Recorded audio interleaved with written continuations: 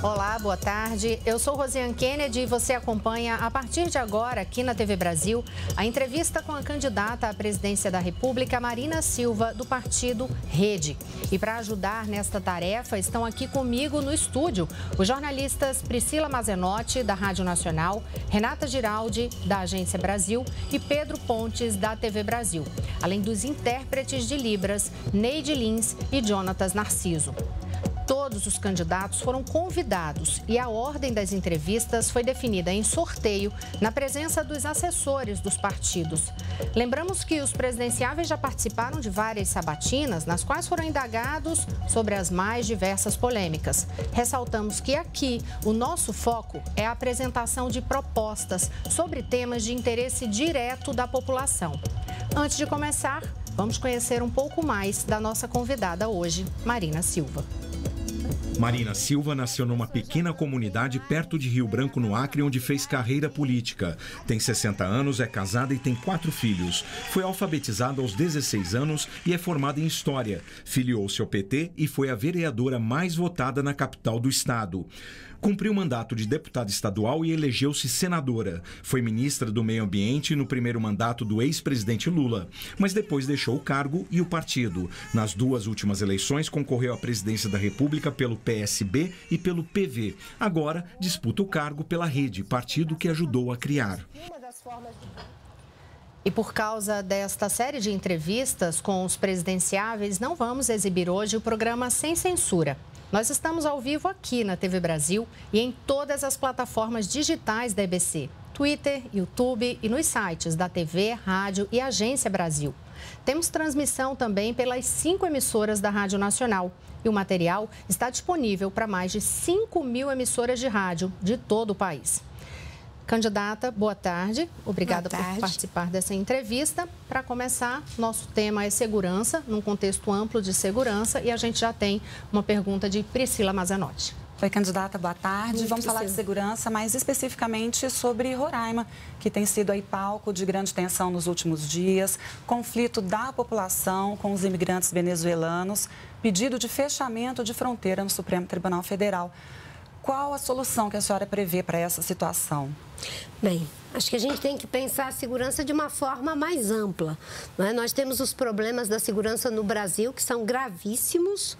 Hoje nós temos em torno de 63 mil mortes por ano e dessas 63 mil mortes por ano, 33 mil são jovens de periferia. Então nós temos que tratar da segurança no Brasil, que é grave e que precisa de implementar o Sistema Único de Segurança Pública, ter um Plano Nacional de Segurança Pública, valorização econômica dos policiais com formação continuada e salários dignos. Mas isso a gente pode discutir mais à frente. Em relação ao caso de Roraima, ali nós temos pessoas que são duplamente vítimas.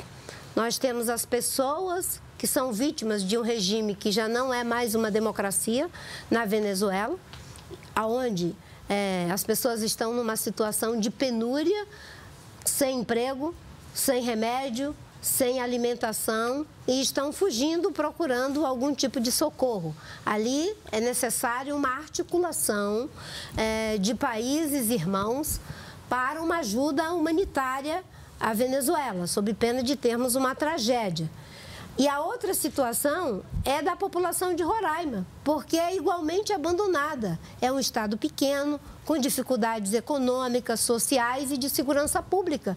E, de certa forma, o governo tem deixado Roraima entregue à sua própria sorte. Então, nessa situação, nós temos ali um conflito, uma tensão muito grande. Não se deve ter nenhuma atitude de violência com quem quer que seja.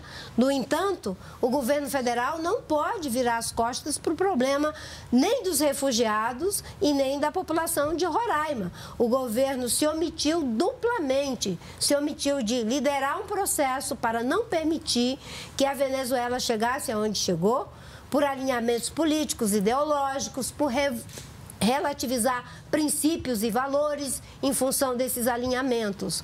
E errou também porque deixou Roraima, praticamente sozinha, enfrentando uma situação que não tem como ser enfrentada por um Estado, tem que ser enfrentada por um grupo de países que sejam solidários com a população da Venezuela e que respeitem o processo da autonomia, a liberdade, enfim, da Venezuela, mas nós temos que diplomaticamente construir uma saída para o problema. O que a senhora faria, por exemplo, em relação à política de acolhimento? E de interiorização desses venezuelanos? A política de acolhimento, ela passa por uma estrutura adequada. Primeiro, não temos lá uma estrutura adequada para o atendimento dos refugiados. Nós temos aqueles que ajudam voluntariamente, mas a presença do Estado brasileiro é muito aquém daquilo que é necessário. E ainda há ali um conflito, uma disputa entre o governo estadual e o governo federal.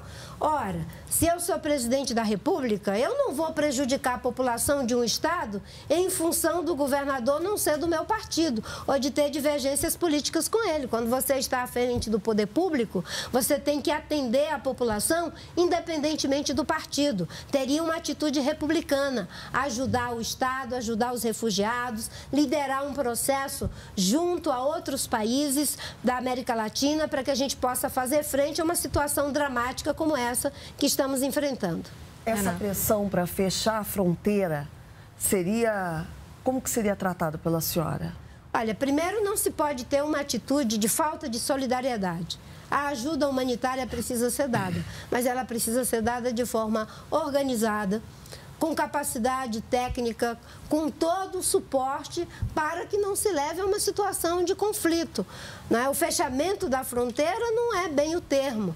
O que nós temos que ter é a capacidade de como fazer esse acolhimento, mobilizando todas as estruturas do governo, do poder público, para que esse acolhimento não venha a criar uma situação de desordem, um caos social que prejudica tanto os refugiados que estão precisando de socorro, quanto a própria população que já vive numa situação de falta de emprego, de falta de saúde, de falta de segurança. Candidata, boa tarde. Desde já eu desejo energia e boa sorte para a senhora durante a campanha. Obrigada. E já que nós estamos falando de fronteiras, a senhora é de uma região que é muito vulnerável. A região amazônica é muito extensa. E pelas nossas fronteiras existe um tráfico de armas e de drogas intenso. Qual seria a política da rede para combater esse tráfico? O fortalecimento da ação da Polícia Federal, que boa parte das unidades da Polícia Federal não estão adequadamente equipadas e nem com a quantidade necessária de recursos humanos. Só para você ter uma ideia, eu acabo de chegar de Pernambuco e, conversando ali com os policiais federais, eles disseram que contam com apenas 2 policiais para fazer o atendimento de todo o fluxo de turista que chega em Pernambuco, numa ordem mais ou menos de 700 pessoas, com apenas 2 pessoas. Agora, você imagina, se nós não temos policiais sequer para fazer uma atividade como essa, imagina como está a fronteira brasileira, está entregue à própria sorte. Um outro aspecto é o fortalecimento da Polícia Federal Rodoviária, que também não conta com equipamento, não conta com serviço de inteligência e tecnologia. Não é? Isso é fundamental, o contingente, a tecnologia e a parceria entre o governo federal, os governos estaduais, os governos municipais. É assim que você consegue combater o tráfico de drogas, o tráfico de armas. Mas isso tem que estar dentro de um sistema, que é o Sistema Único de Segurança Pública. Foi aprovada a PEC da criação do SUSP, o Sistema Único de Segurança Pública, e eu vou implementar o sistema. E o sistema exige um plano nacional, onde você vai ter recursos para a segurança pública, uso eficiente, competente e honesto desses recursos, a valorização dos policiais. Como é que a gente valoriza policiais? Não é? Remunerando adequadamente, treinando continuadamente esses policiais, agregando tecnologia para que a gente trabalhe mais inteligência, para que a abordagem seja mais efetiva. Quando você faz uma abordagem a alhures, a efetividade é muito baixa. Quando você faz um trabalho prévio de inteligência, você tem uma abordagem focada e muito mais efetiva. Trabalhando também com as manchas de criminalidade, fazendo foco nessas manchas e, é claro, não é, fazendo um esforço muito grande para que não se tenha mais o comando do tráfico de dentro dos presídios. É possível, sim, bloquear celulares, não permitir que os bandidos fiquem comandando o tráfico de drogas e de armas dentro dos presídios. Privatizando presídios ou os presídios ainda sob a gestão pública?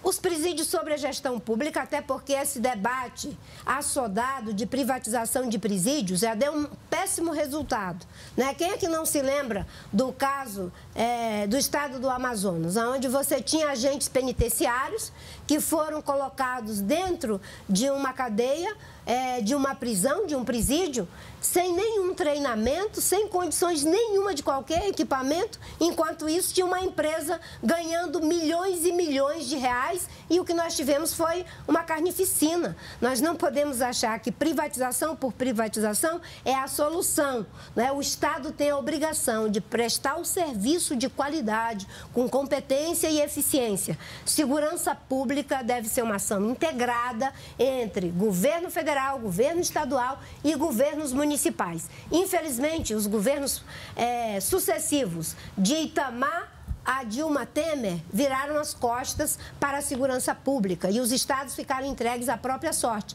E até mesmo naqueles estados que a gente tinha conseguido melhorar um pouco, como foi no caso de Pernambuco, ficando sozinhos, voltou novamente a recrudescer o problema da violência hoje no estado de Pernambuco. Quando a senhora fala em segurança pública, a senhora tem um Plano Nacional de Segurança Pública dentro do seu programa. A senhora pensa em aumentar os investimentos nessa área? Como que a senhora está pensando os recursos para esse setor específico? Aumentar recursos e principalmente gerenciar com competência e eficiência os recursos já existentes. Uma boa parte dos problemas tem a ver com corrupção e é preciso enfrentar esse problema dentro da própria segurança pública brasileira e trabalhar de forma integrada. Por isso que o sistema é muito bom, porque você consegue dar eficiência aos recursos humanos, dar eficiência aos recursos financeiros e trabalhar mais com inteligência, agregando cada vez mais tecnologia, tendo uma base de dados que possa ser acessível por todo o sistema e com isso você consegue ter um maior controle das fronteiras, você consegue ter um maior controle da criminalidade. Eu vou retomar a questão de Roraima, porque a produção até me informa aqui, candidata, que o governo federal passou 187 milhões de reais para o estado de Roraima, nesse caso lá em relação a esse processo de acolhimento dos venezuelanos. A questão é, esse valor é pequeno ou o problema em Roraima não é valor, é a administração da gestão da crise? Qual é a avaliação? O que é que a senhora proporia? É que tem uma visão de poder público que acha que se passou algum dinheiro, o problema já está resolvido. Não é apenas uma questão de dinheiro, não é? Que, na maioria das vezes, para o tamanho do problema, não é suficiente para uma resposta duradoura. Eu fico imaginando como é que está agora o município de Pacaraima. Eu conheço o município de Pacaraima porque quando teve um grande incêndio em 2003, eu tive que visitar várias vezes o município de Pacaraima. É uma pequena comunidade completamente fragilizada, com poucos empregos, com um comércio incipiente, uma população local que já paga um preço muito alto. Se você não tiver uma gestão compartilhada, onde Defesa Civil, onde todos os agentes do Estado, do próprio município e do governo federal fizerem frente à organização dessas frentes de trabalho para acolhimento dos refugiados e o acolhimento também da população local, porque você não pode ter um atendimento de saúde para os refugiados que não seja oferecido para a população local. Então, não é só uma questão de dinheiro, é como gerir esse dinheiro, como ter uma abordagem que não seja apenas em cima do leite derramado. O governo brasileiro vem se omitindo há muito tempo em relação ao caso da Venezuela. Se omitiu em relação a assumir uma posição de que ali estavam tendo ali um rompimento democrático e foi empurrando, até que aconteceu essa situação agora que está completamente caótica e continua sem liderar um processo envolvendo os vários países que poderiam fazer uma coalizão para poder atender os refugiados e, sobretudo, mediar diplomaticamente uma saída para o retorno da democracia na Venezuela. Candidata, a gente vai continuar essa entrevista no próximo bloco. Nós continuamos falando de vários temas de interesse dos eleitores com a candidata Marina Silva, do Partido Rede. Fique com a gente, nós voltamos em 1 minuto apenas.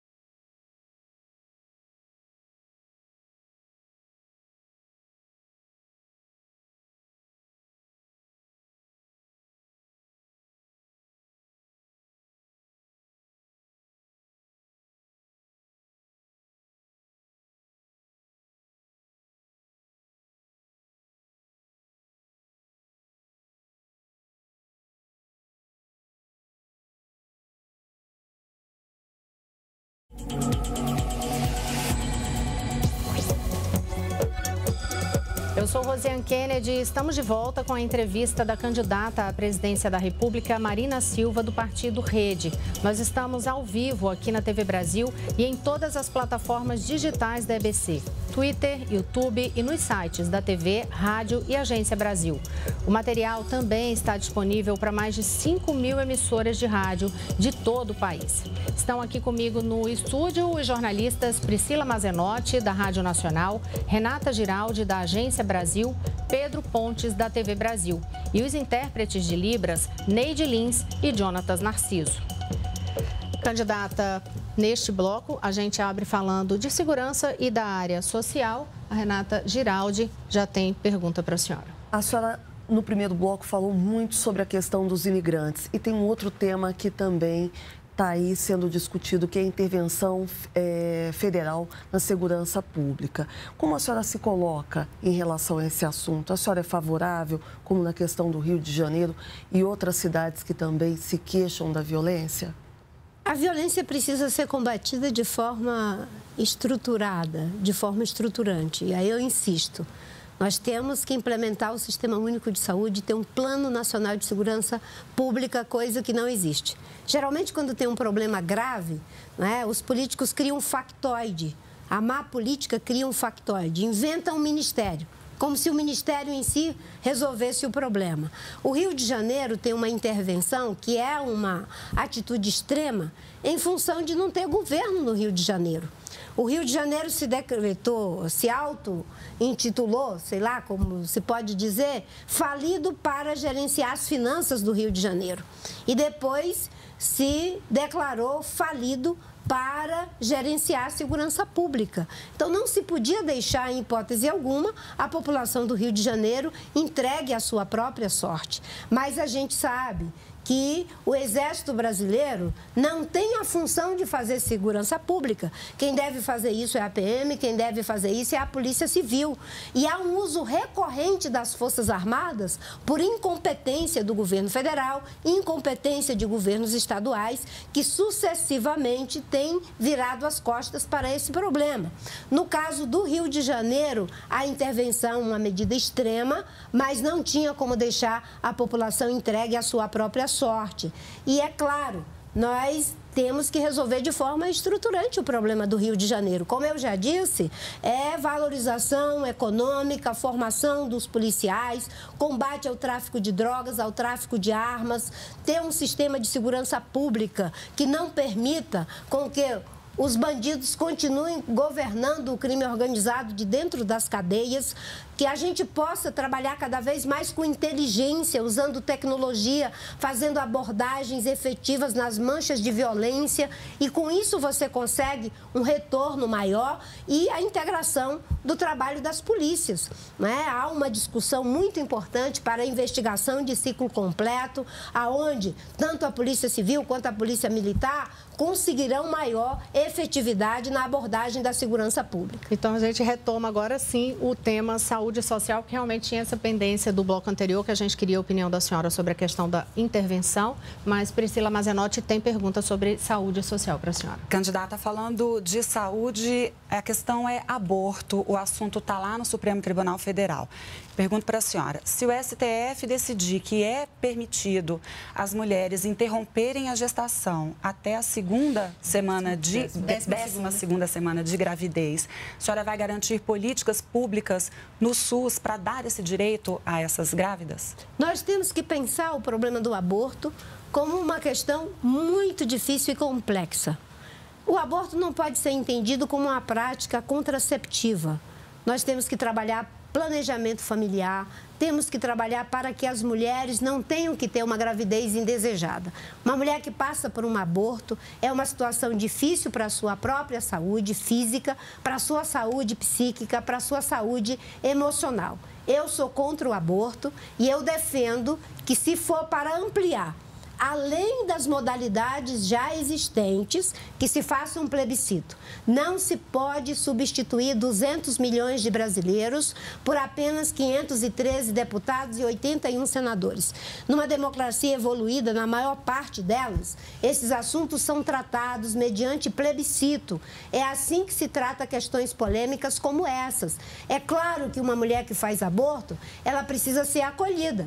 Ela precisa de médico, ela precisa de ser acolhida psicologicamente, afetivamente. Mas aborto não pode ser advogado como um método contraceptivo. O que nos une é que nós não queremos nenhuma gravidez indesejada. E dentro desse princípio, vamos trabalhar o planejamento familiar, vamos trabalhar a questão de não ter uma gravidez precoce na maioria das nossas adolescentes. É assim que a gente vai poder abordar essa questão. Eu não acho que o judiciário deva legislar sobre o Congresso. Eu advogo que esse tema, se for para ser ampliado, para além do risco à mulher, do estupro e da questão das crianças que poderão nascer sem cérebro, que seja por plebiscito. Candidata, quais seriam as principais mudanças, se a senhora realmente pretende fazer no Sistema Único de Saúde, que todos dizem que é um sistema perfeito, mas que tem suas deficiências? Quais seriam essas mudanças, inclusive, que estão previstas no programa da senhora? O Sistema Único de Saúde foi uma grande conquista da sociedade brasileira. A Constituição de 88 conseguiu fazer um arranjo institucional para que os brasileiros tivessem um plano de saúde. E eu digo isso assim com conhecimento de causa. Antes do SUS, eu era atendida, como indigente. Eu tive a minha primeira filha na condição de indigente numa maternidade. Quando eu fui a primeira vez num hospital, eu fui atendida como indigente. Depois, com a vinda do SUS, eu passei a ser tratada como alguém que tinha um plano de saúde. Depois, claro, eu passei a ter plano de saúde privado. Mas eu sei o que é não ter um atendimento de saúde, colocar o SUS para funcionar. E o SUS, do ponto de vista da lei, ele está muito bem construído. Mas, infelizmente, nós não tivemos a implementação adequada do sistema. Os médicos de saúde da família ajudam a resolver mais de 30% dos casos que precisariam de um atendimento mais complexo. Então, os postos de saúde têm que funcionar, a gente tem que dar um foco para os médicos generalistas, ajudar para que tenha mais formação de médicos generalistas para poder fazer esse atendimento mais integral das famílias, os remédios nos postos de saúde. Então, só para compreender melhor, candidata, como a senhora está falando, para atender melhor essas populações mais carentes, a senhora investiria mais em postos de saúde ou a senhora acha que essas especificidades têm de ter mais investimentos em super hospitais e muita tecnologia? É que o Sistema Único de Saúde, ele é pensado em várias modalidades. A primeira delas é o atendimento básico, o atendimento primário, nos postos de saúde, os médicos de saúde da família. Depois, quando você tem algum problema de média complexidade, você recorre à rede pública estadual. E em alguns casos, quando não tem o atendimento de alta especialidade, você faz o tratamento fora do domicílio. E eu digo também com conhecimento de causa, porque eu já fui atendida nos 3 níveis, inclusive no tratamento fora do domicílio, né? Não, na época não tinha o Sistema Único de Saúde, mas pela caridade do Hospital São Camilo, que me acolheu em 1979, né, para me ajudar num grave problema de saúde que não tinha a especialidade no estado do Acre. Depois, com o Sistema Único de Saúde, você sabe que tem muita gente que vem para Goiás, que vem para Brasília, que vai para São Paulo, para vários lugares. Então, é o atendimento de baixa complexidade, média complexidade e alta complexidade. E o que nós estamos propondo é uma reestruturação. Claro, os recursos são importantes, você conseguir mais médicos para o atendimento. Uma boa parte dos lugares não tem médico suficiente para o atendimento da população. Candidato. Então, o olhar voltado para a contratação de mais médicos é fundamental para o atendimento correto da saúde pública brasileira. Neste caso aí, a gente sabe, o cobertor é curto em relação ao orçamento. Então, de fato, a prioridade nesses recursos seriam para onde? Aí, complementando essa pergunta do Pedro. E, por exemplo, recriar a CPMF para a saúde é uma hipótese para a senhora? Não. Isso não. E o Mais Médicos, aproveitando também que a senhora falou sobre essa questão de Mais Médicos, continuar com o programa Mais Médicos, hoje, ampliar, qual é a proposta da senhora? É o que atende boa parte dos lugares isolados. No começo você tinha médicos que vieram bastante experientes, agora nós temos médicos mais jovens que estão vindo.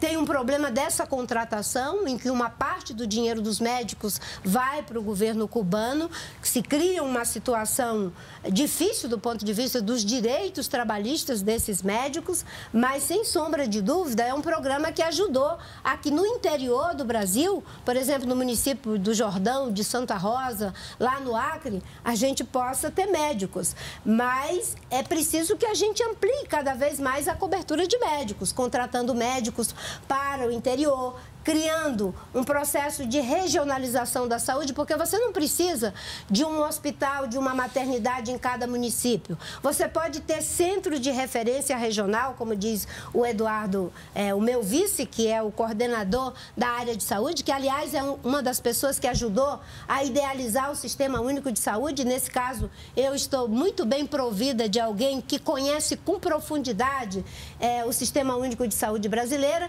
e nós queremos transformá-lo de fato no plano de saúde dos brasileiros. E aí, nessa história de cobertor curto, né, você não tem como deixar uma das partes descoberta. Se você tem um bom atendimento da saúde básica, da prevenção da saúde, da promoção da saúde, porque saúde não é só saúde curativa, é saúde preventiva, é também promover saúde. Seria realmente E você diminui muito. Por exemplo, orientações simples, como uma caminhada, não comer muito sal para evitar doenças crônicas, não comer muito açúcar.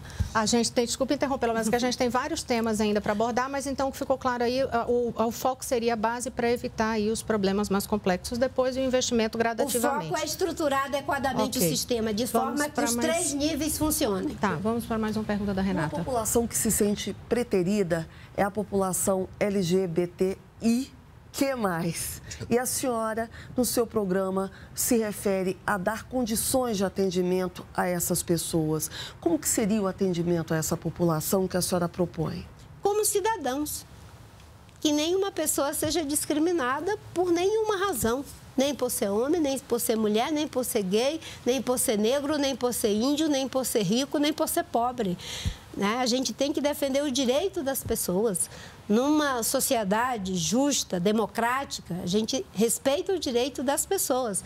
E as populações que vivem em situação de vulnerabilidade, que são a comunidade, as comunidades indígenas, as mulheres pobres de periferia, os negros, os jovens negros que numa abordagem policial, eles são os primeiros a serem abordados, a comunidade LGBT que é vítima de violência, de crime de ódio, tratar as pessoas respeitando os seus direitos, não é? E cada vez mais trabalhando para que ninguém seja discriminado. Mas o que seriam essas condições adequadas para a população LGBTI? Seria treinamento, posto específico de atendimento? Porque está escrito lá exatamente isso, atendimento da população. Condições adequadas ao atendimento da população LGBTI. Na prática, isso seria o quê? Cada pessoa tem uma necessidade específica em relação às suas necessidades de saúde. Cada pessoa, independente da sua orientação sexual e de acordo com a necessidade, essa pessoa deva ser atendida. Não imagino que alguém advogue, que alguém seja discriminado no atendimento das suas necessidades de saúde por ser gay, por ser mulher, por ser negro, por ser o que for. O sistema deve ser tratado e deve se portar de forma republicana, respeitando os direitos das pessoas. Eu acho engraçado que essa pergunta é sempre feita a mim, talvez pelo fato de eu ser cristã evangélica, e aí eu sempre noto, né, que tem um certo enviesamento comigo. Não no caso de vocês, obviamente, mas eu não vejo essa pergunta sendo feita, por exemplo, ao candidato Alckmin, que é católico e é católico praticante e que, com certeza, também tem posições referentes ao aborto ou a outros temas. Agora, eu tenho uma prática de vida pública de mais de 30 anos, 16 anos como senadora. Ninguém nunca vai encontrar um projeto, um pronunciamento sequer que discrimine quem quer que seja.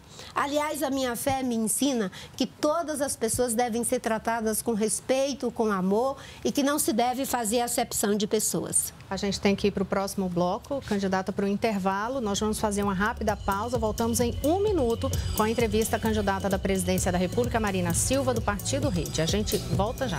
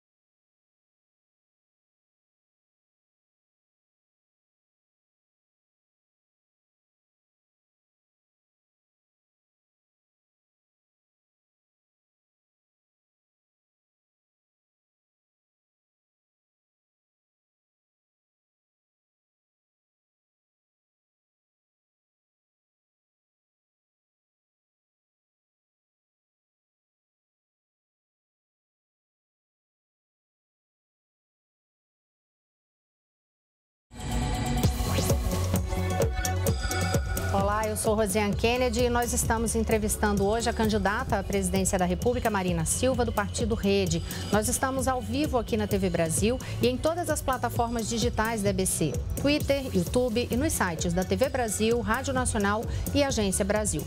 Candidata, a gente encerra esse tema de saúde e social com uma pergunta da Priscila Mazenotti. Candidata, qual a sua proposta para que os filhos do Bolsa Família não se tornem pais e mães do Bolsa Família? Qual que é a porta de saída desse programa? O Bolsa Família deve ser mantido. É um excelente programa de transferência direta de renda. E desde 2010 que eu dizia que boas políticas a gente transforma em direitos para que as pessoas não fiquem devendo a favor nem a governos e nem a partido. No meu governo, o Bolsa Família será mantido e nós vamos trabalhar para que as pessoas possam ter acesso à educação de qualidade, que tenham igualdade de oportunidade. Vamos trabalhar com os agentes de desenvolvimento social para que as pessoas tenham inclusão produtiva. O Bolsa Família é para situação de risco, mas nós podemos gerar emprego, gerar renda para que as filhas do Bolsa Família não se tornem mães do Bolsa Família. Mas enquanto existir pessoas em situação de vulnerabilidade, é fundamental que ela tenha uma renda para assegurar os direitos básicos de alimentação. Mas como tirá-las exatamente? Educação é a melhor forma de incluir as pessoas. Né? Falar em educação é nosso tema agora. Pedro Pontes tem pergunta para você. Pois a senhora falou de cidadania, de atendimento adequado a todas as populações, para que não haja discriminação. E educação? a educação teria mais investimentos onde? Educação básica, profissionalizante ou investimentos no ensino superior? Geralmente as pessoas colocam essa escolha de Sofia, né?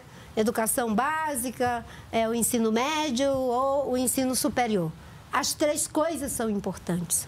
Não existirá uma boa educação, um bom ensino fundamental, uma boa educação infantil, um bom ensino médio, se não tivermos professores bem formados e bem treinados. E quem treina bons professores é a universidade. E a universidade só consegue fazer isso se tiver pesquisa, se tiver extensão, capacidade de colocar bons profissionais no mercado de trabalho.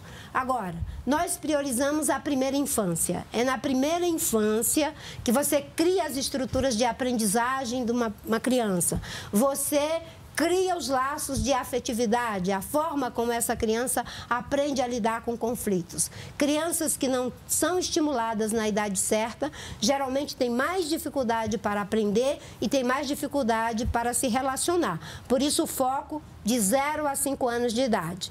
E a educação e aí é o trabalho das creches, creche de tempo integral. E a educação de 5, 6 anos para frente, para que toda criança esteja na escola e seja alfabetizada até os 7 anos de idade. E quando chegar ao ensino fundamental, que todas as crianças tenham conhecimento adequado à sua idade séria. E que nenhum jovem termine o 2º grau, sem saber ler e interpretar um texto ou fazer uma operação simples de matemática, porque hoje só 30% consegue ler e interpretar um texto, só 14% consegue fazer operações simples de matemática. Para se alcançar esses bons resultados, nós temos que treinar continuadamente os professores, remunerá-los adequadamente, ter um plano de carreira para os professores, implementar a base nacional curricular dos professores e equipar adequadamente as escolas. Educação é prioridade porque eu sei o que a educação pode fazer na vida de uma pessoa. Quem foi alfabetizado aos 16 anos pelo Mobral, fez supletivo de 1º e 2º grau,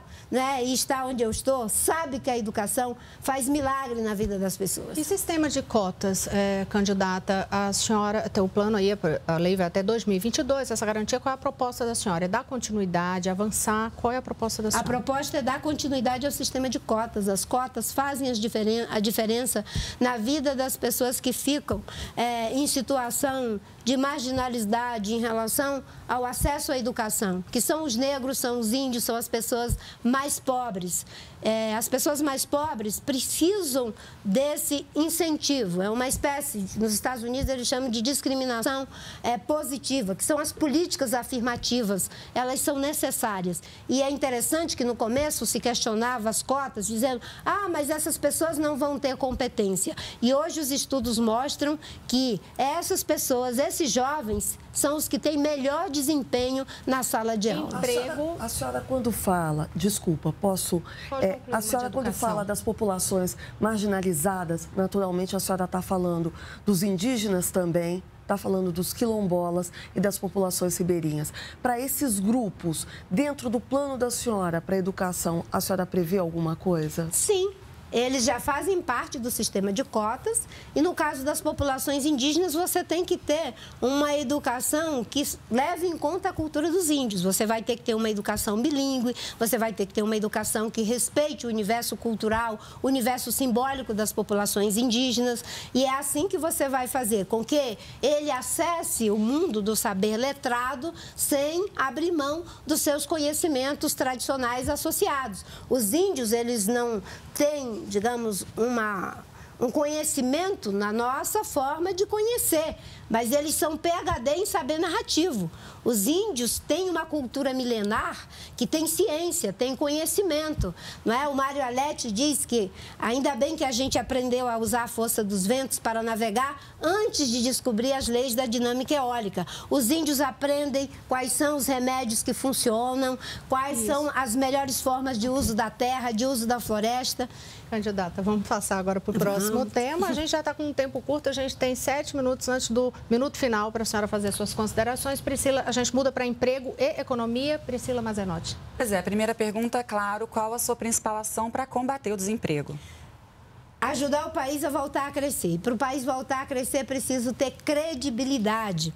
Com o governo completamente desacreditado do ponto de vista político, tanto internamente quanto internacionalmente, fica difícil ter investimento. Nem os investidores internos, nem os investidores externos. Então, credibilidade. Eu estive recentemente na Espanha, em Portugal, estive na Holanda, estive na Inglaterra. E eu não encontrei ninguém que não se animasse para investir no Brasil, desde que se tenha um governo sério, que de fato combate corrupção, que cria processos que ajudem na segurança jurídica, que estabeleça processos que sejam duradouros para os investimentos.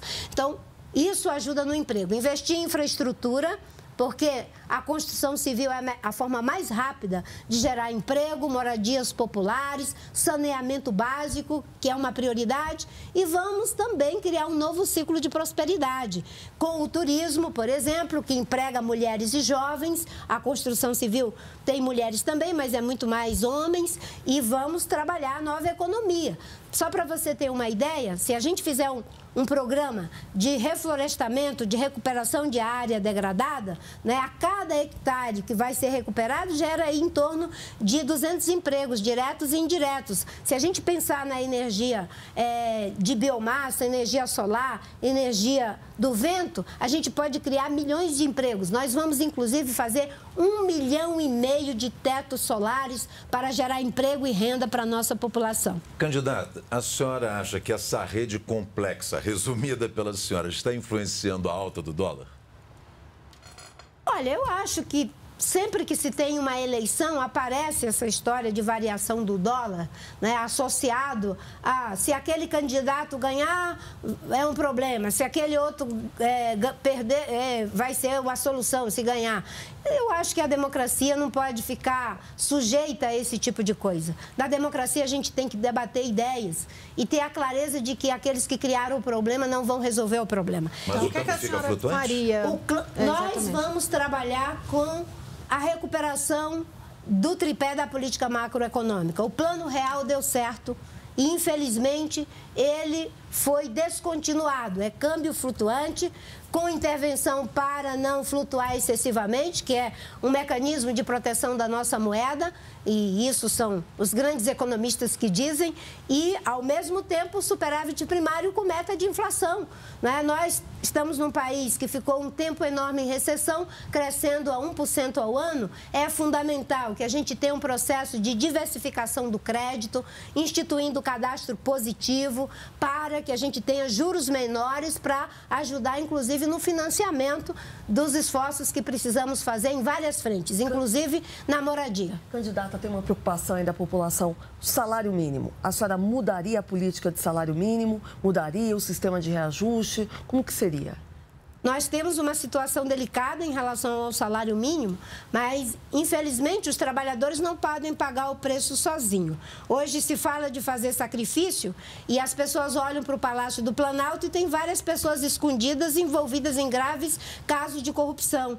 Debater salário mínimo quando o Supremo está aumentando seus próprios salários, e um dia desses os parlamentares queriam aumentar os seus salários para mais de 30 mil reais. Então, nós temos que pensar uma política de salário mínimo para corrigir a inflação, obviamente, e vamos trabalhar para o país voltar a crescer, para que a gente possa ter vida digna para todas as pessoas. Mas tem um dever de casa a ser feito. O exemplo tem que vir de cima. Não se pode convocar um povo a fazer um sacrifício quando aqueles que estão nos maiores postos estão envolvidos em graves casos de corrupção e impunes em função do foro privilegiado.